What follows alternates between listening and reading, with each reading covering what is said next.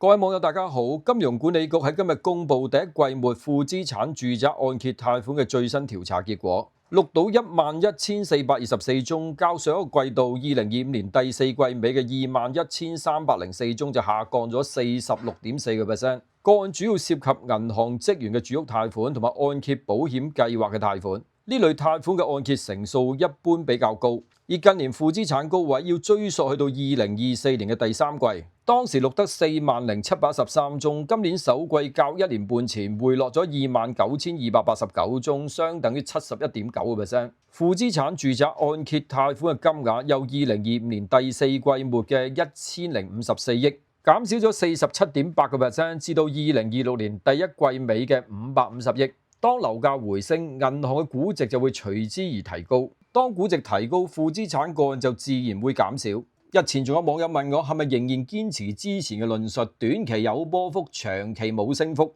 我話係嘅，呢個仍然係我個人自己嘅諗法。2022年已經提出，當然未必係事實，因為冇水晶球，只係憑一啲客觀嘅條件分析。而個人嘅榮辱相對係咪事實，我覺得係微不足道。回歸現實，依家炒樓救樓市係政府同埋發展商嘅集體策略，而容許炒賣住宅由2010年開始已經封印咗14年，一朝解除，再加上國策嘅配合，係會出現好多我哋以前未見過嘅新常態。如果2個月後個市突然間停咗，其實政府都仲有板斧。例如幫炒家減輕交易成本，如果400萬100蚊印花稅唔夠嘅，可以加到600萬、800萬，甚至乎1000萬。當樓價跌，政府一方過往什麼住房不炒嘅論述，全部都係廢話。因壓力測試又取消咗，按揭成數亦都係由2009年以嚟最鬆。而家鬆到點呢？借90成按揭嘅物業有渠道可以光明正大咁出租。如果財金招數唔夠，仲可以放海量嘅人口落嚟。喺2024年尾至到2025年初，仲會講下有啲咩樓盤係值得短炒。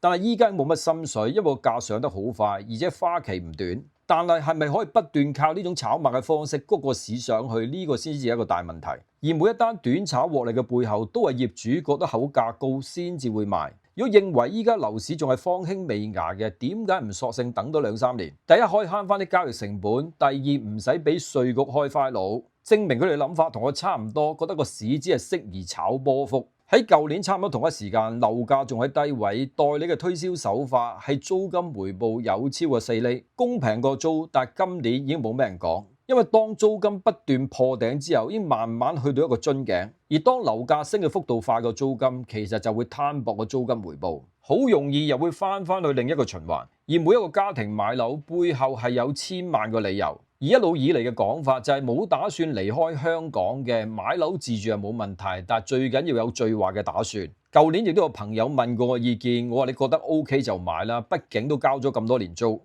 而目前嘅樓價基數唔低，如果以薪酬嘅比例嚟講，既唔係09，更加唔會係04。我聽過蔣麗萍嘅一個訪問，佢喺90年代入場炒樓賺過2年錢，上晒癮心紅，索性入埋地產代理公司做，手貨越揸越多，之後撞正97就搞到焦頭爛額。雖然佢老豆係掌陣，唔需要破產，但係遲遲都回唔到氣。而家政府嘅政策除咗高才移民之外，撐起住屋需求嘅仲有學生同埋外勞，呢一方面係可以抵消到部分嘅風險，但係如果太過脫離現實，就好似2021年咁，原本覺得歌舞升平，點知行下就跌到一仆一碌。而目前市場出現咁多大手客，好多時都會變成大手撻。仲記得1997年大快活創辦人羅開福自己真係揾阿成哥，一口氣掃入70間嘉湖山莊，其後乜都輸晒。有傳聞話李嘉誠都算有啲良心，俾咗幾廿萬佢開咗間茶餐廳。掃興嘅就講完，我哋講翻啲新盤消息。由恒地希慎帝國合作為紅磡市區重建項目首案，喺今日作第2輪銷售120個價單單位。今朝開始賣樓，場面都相當熱鬧，去到晏晝大約5點半鐘左右，有消息話120個單位已經全數獲揀選。銷售負責人韓家輝就表示，今日推出嘅包括2房單位106伙、3房單位7伙，以及7伙2房連平台特色戶，全數獲認購，套現大約10億，以2轉總共賣出咗338伙，套現26億4千萬。而最大手嘅買家係以2510萬買入3間2房作投資。另外，新世界同港鐵合作為大圍站上蓋炮裝3，喺今日作重售之後嘅第3輪銷售45個價單位，有消息今日只係賣出咗20個單位，證明買家都有畏高嘅情況。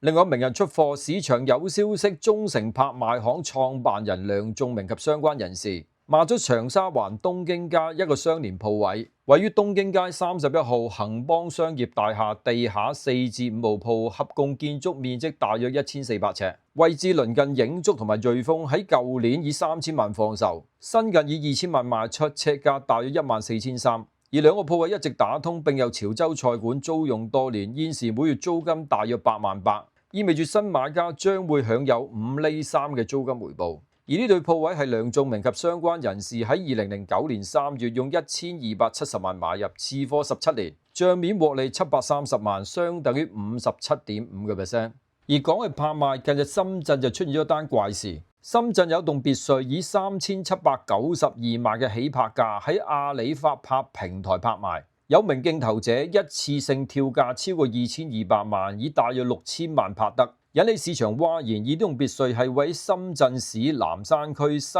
麗湖西麗山莊，建築面積大約684平方米，估價係5417萬。呢棟別墅係喺3月10號至到11號拍賣，起拍價3792萬，而每名參與競拍人士都需要俾758萬4千蚊人民幣嘅保證金。3月10號有2個人報名，但就冇人出價。去到3月11號朝頭早9點55分，其中一個人就以起拍價3792萬3千蚊競投，但1分鐘後另一個競拍者就直接加價2211萬，將競投價加至到6003萬，最終冇人再出價，而呢名競投者就成功拍得呢間別墅。但係前日即係4月28號，阿里發拍平台就顯示呢棟別墅再次被深圳市中級法院掛牌，起拍價仍然係3792萬，而競拍嘅保證金同之前一樣，都係758萬4千蚊，將會喺6月9號開拍，而目前尚未有人報名。有媒體就根據法院嘅諮詢電話向工作人員查證，表示別墅再次掛牌係因為上次嘅買家悔拍。佢冇透露悔拍嘅具體原因，但相信已經繳納咗嘅758萬4千蚊保證金將會被沒收。有時憑我哋嘅智慧真係諗唔到點解會出現咁嘅情況，就算大手指都冇可能咁離譜。而當市場周圍都有短炒新盤獲利嘅消息，就啱啱錄到一宗持貨1年帳面蝕近70萬。物業係恒基嘅利奧坊1寓2座高層 B 室，實到面積328尺一房，享有小海景，近日以720萬賣出，折合尺價21951蚊。而業主係普通話拼音，預料為內地客，喺2025年嘅4月以788萬9千蚊一手買入，未曾入住，持貨啱啱1年，帳面蝕咗68萬9千蚊，相等於貶值咗8.7%。而呢度仲未計其他嘅使費，例如厘印同佣金。呢個係咩教訓呢？就算你入市嘅 timing 啱都好，但係如果你上錯車，一樣要蝕本收場。另外想分享一篇港大退休教授丁學良嘅文章，提到近期中國內地大學畢業生回路讀技校嘅現象。由今年4月下旬開始，內地主流媒體報道多地政府出台政策，鼓勵技工學院開辦大學生技師班。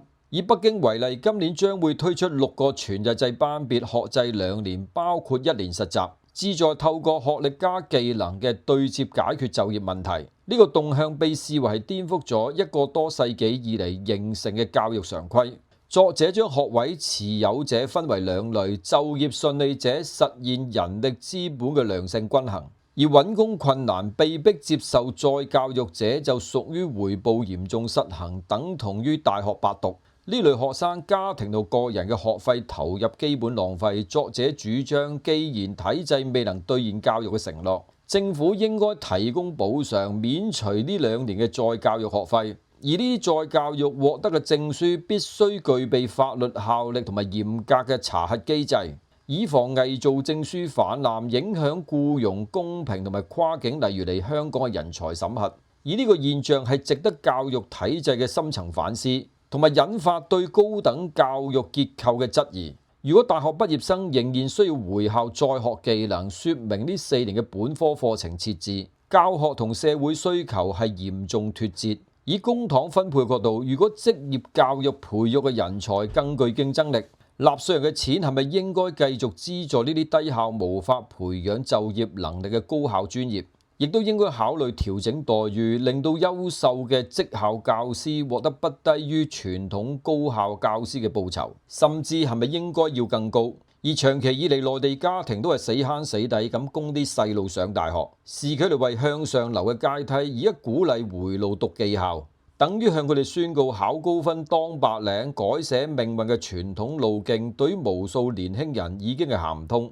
呢種廣義嘅社會成本，亦即係流動夢想破碎，對於個人同埋家庭都極為不公。而回顧1960至1970年代嘅教育革命，當時嘅一代人，例如知青工農兵學員，亦都曾經被迫接受再教育，而理由同樣都係既有嘅教育體制培養唔出實用嘅人才，而兩者都係由於教育體系嘅錯誤機制造成問題，但就由無辜嘅受害者承擔代價。而中國自5·4運動廢科舉以嚟，一直都係寄望教育革命能夠令到國家文明開化。但係當前呢種打破常規，俾大學生返去技校階段嘅做法，雖然被視為解決之道，但係更似係一場代價沉重嘅制度補丁。社會大眾開始對教育存在極大疑慮。近呢幾年嘅香港院校氾濫、學位貶值已經係毋庸置疑。啲低 grade 啲嘅院校遲早出現同大陸同一個情況。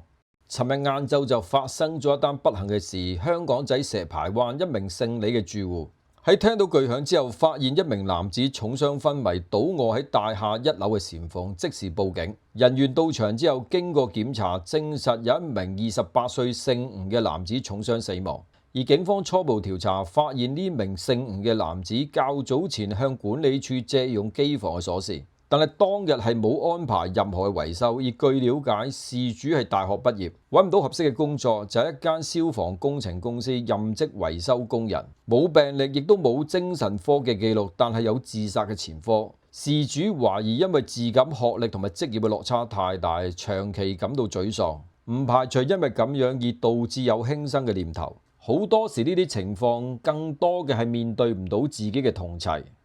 今日就講到呢度先。如果未訂閱嘅朋友，歡迎訂閱、留言、like 同埋 share。